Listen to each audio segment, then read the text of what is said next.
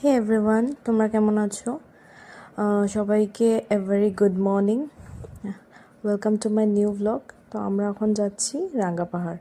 তো যেতে যেতে আমার ছেলেও ঘুমিয়ে গেছে, তো আমি একটা পুজো দিতে যাচ্ছি।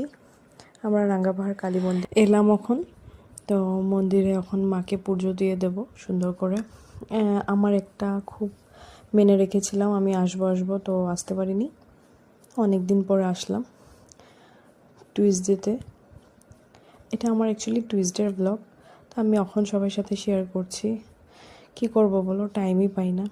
আমার ছেলে, আমি আর আমার শাশুড়ি গেলাম, আমরা পুজো করলাম। তারপর আমি এখন দিয়া জ্বলাচ্ছি।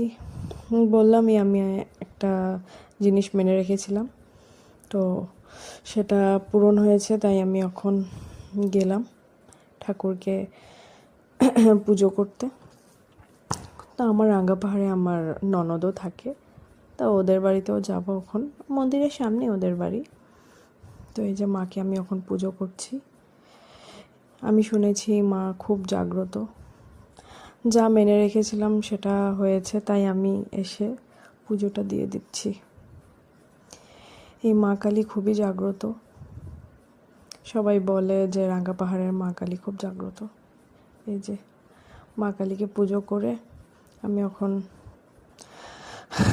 সুন্দর করে পুজোটা সেরেই নিলাম। আমার ভ্লগের থ্রুতে সবাই দেখে নাও। এই যে মা কালী, মা কালী দেখতে খুবই সুন্দর। মা, তুমি সবাইকে ভালো রেখো, আর কি সবার মনস্কামনা জানি পূরণ হয়। তো সেটাই, আমি আস্তে আস্তে পুজোটাও সেরে ফেললাম।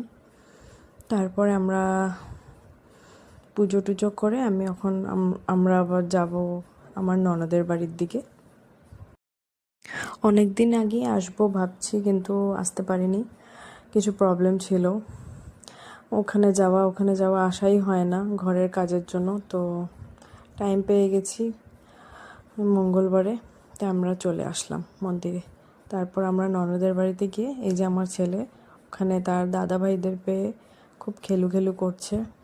তো মন্দিরের সামনে যে অনেক বড় জায়গা আছে, বেদিটা আছে, ওখানে বসে বসে আমার ছেলে খেলু করছে। সামনেই ওদের বাড়ি।